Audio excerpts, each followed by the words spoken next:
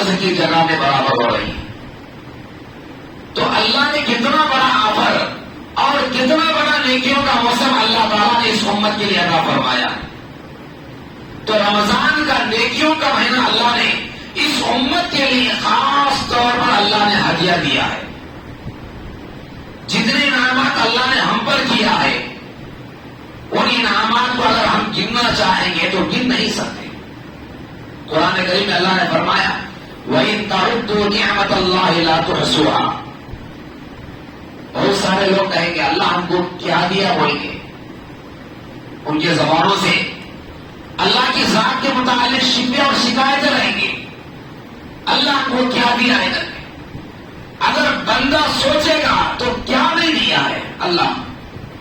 سب سے بڑی نعمت اللہ نے ایمان دیا ہے اور اللہ نے دیکھنے کے لیے آنکھ دیا ہے, بولنے کے لیے زبان دیا ہے, سننے کے لیے اللہ نے کان دیا ہے اور اپنی پریشانی کو ظاہر کرنے کے لیے اللہ نے زبان دیا ہے.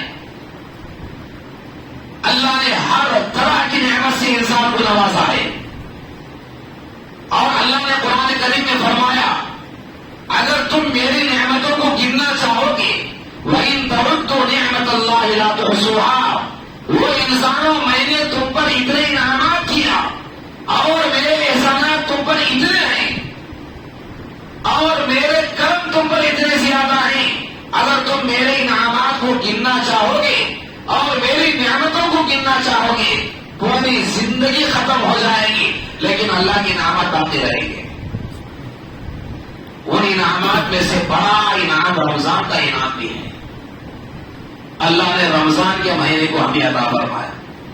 رمضان کا ایک مہینہ عبادت کے ذریعے, اطاعت کے ذریعے, روزوں کے ذریعے, زکات کے ذریعے, ہر طرح کے نیک عمل کے ذریعے آدمی ایک مہینے کی پابندی کرے گا تو اللہ تعالیٰ نے اس مہینے کے اندر وہ برکت رکھا ہے. اللہ تعالیٰ نے اس مہینے کے اندر اللہ نے وہ فضیلت اور عظمت رکھا ہے. اس ایک مہینے کی عبادت کی وجہ سے 11 مہینے عبادت کرنے میں آسانی ہوگی.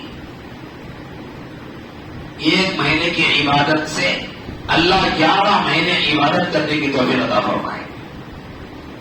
تو الغرض رمضان کا عطا کرنا اللہ تعالیٰ کی طرف سے بڑی مہربانی.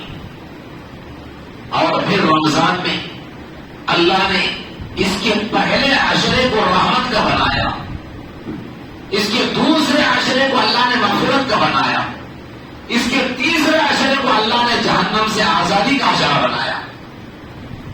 ایک تو رمضان عطا کیا اور رمضان میں اللہ نے روزہ عطا کیا اور پھر رمضان کے 3 حصے کر کے اللہ نے ایک حصے کو پہلے عشرے کو اللہ نے رحمت کا بنایا اور دوسرے عشرے کو اللہ نے مغفرت کا بنایا اور تیسرے عشرے کو اللہ نے آگ سے آزادی کا بنایا. یہ بھی اللہ تعالیٰ کی بڑی مہربانی. پہلا عشرہ رحمت کا تھا اور اللہ کی رحمت ہر بندے کے لیے ضروری ہے. اور یہ اگرچہ ظاہر ہے کہ آدمی کی نجات عمل کے سبب ہوتی ہے اور اللہ نجات کے لیے اعمال کو سبب بنایا ہے, لیکن نجات کے قبول ہونے کے لیے اللہ کی قبولیت کی ضرورت ہے اور ان کا اعمال کی قبولیت شرط ہے. اور جب عمل اللہ قبول کرے گا تو پھر چھوٹا سا عمل بھی نجات کا سبب بنے گا اور اگر اللہ عمل کو قبول نہیں کرے گا تو پھر وہاں کے پہاڑ کے جیسا بھی عمل ہے تو پھر اللہ اگر قبول نہیں کیا تو پھر عمل بیکار ہے. جیسے بیوی مزیدار کھانا بنائی,